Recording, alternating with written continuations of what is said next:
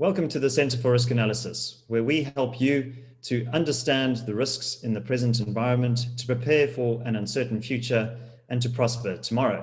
My name is David Ansara. The CRA is a think tank focused on political and economic risk. We're based in South Africa, but we have a global perspective.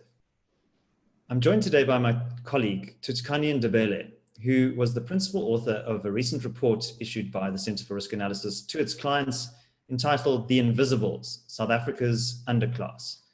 What the report does is it profiles the millions of people who are essentially mired in poverty, dependent on state welfare, and locked out and excluded from economic opportunities and employment.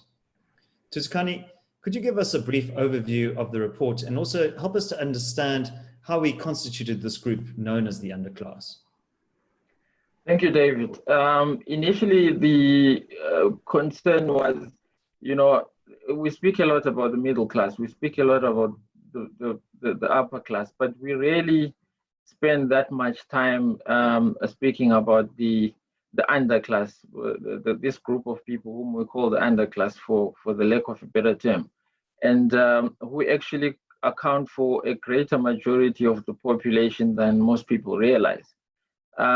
The key thing here is that these are the same people who are shut out of, the usual public discourse and major decision making, but account for a great part of the population. So all of this is very concerning in terms of the high numbers of unemployment, the very high welfare dependency ratio. But what does it mean to ordinary people, clients of the Centre for Risk Analysis, business, government, individuals, small business owners? What are some of the risks on the horizon that could arise out of this a very large group of excluded people? Now we look at this in three ways. The first one is, what does it mean for the state? So for the state, it's a case in which you have an increasing number of people being unemployed, and you've got company closures. What does that mean? It means that your corporate tax and your personal income tax take a knock. And if you look at individuals who are unemployed, these are the very same people who are likely to spend less. So I think value-added tax is also going to be affected there. And these three types of tax are actually responsible for about 80% of national tax revenue. So that there is quite a significant issue. Now, on the other hand, you've got, for the state, you've got an increased levels of dependency on state support. So what you need now is to allocate more resources to welfare. Think about the grant top-ups that we've seen this year following the lockdown, and if you look at the figure for June alone, that was about 20.2 billion. So that's a lot of money that you would have to spend on welfare. And the big question is, where does the money come from? And for businesses, the real issue is, if there are low outcomes at school level, the pool of skilled individuals really is quite limited, and that could be made worse by a possible exodus of skilled individuals if they feel that there are greener pastures elsewhere. On the other hand, businesses that are focused on retail, for example, will see less spending on higher end goods and so on. So that might be a problem in terms of their customer base. And then for individuals, it's a greater likelihood of increased burden of support, because if as an individual you find yourself having to support more people than you did previously because they lost their jobs and so on, that there becomes quite a problem. And overall, it's a case of people having bleak future prospects.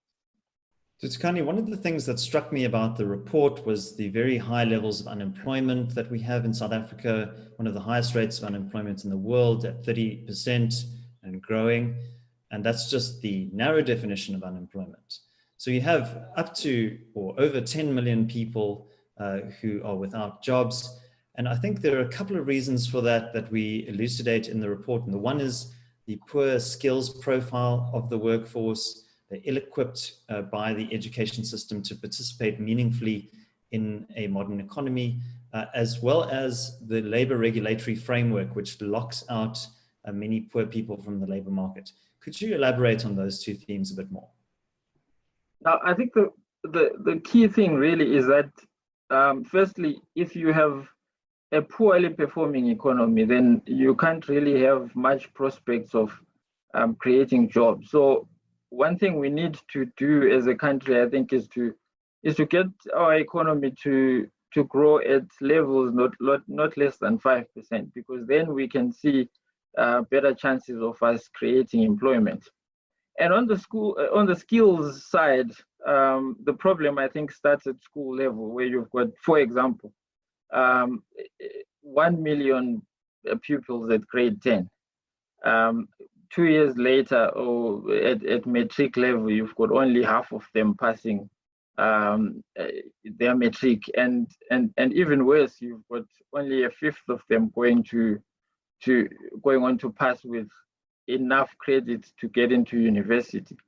And even worse is that you will find that only 4% of that group passes mathematics with 50% plus. So that kind of, it gives you the impression that the levels of competitiveness for a lot of our pupils, for a lot of our people who come out of school, are not that great.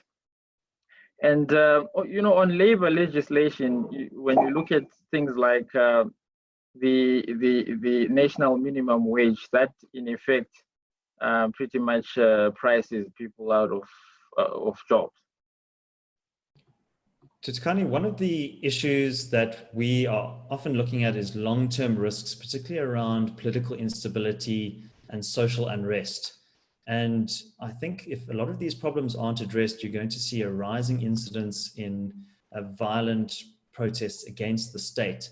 So the Institute for Security Studies released some data recently, which showed that during the period of the lockdown from April until July, there were 500 separate incidents of violent protest.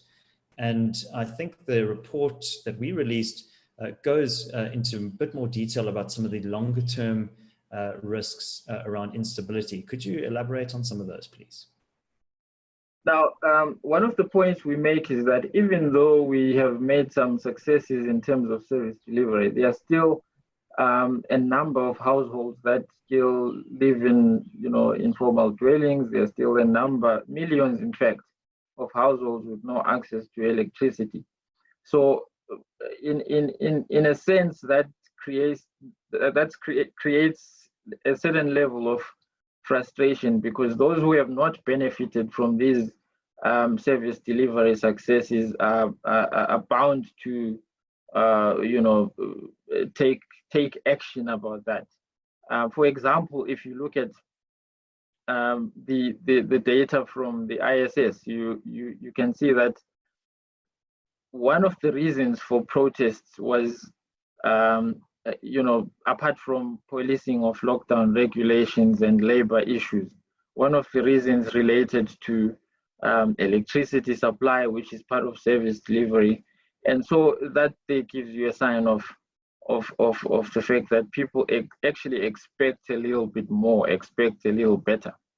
And, in terms of people being unemployed, people being unable to participate in the economy, that also is a key reason for frustration. And we are likely to see even more protests in the coming future, because there isn't a sign that these issues are being addressed at the moment.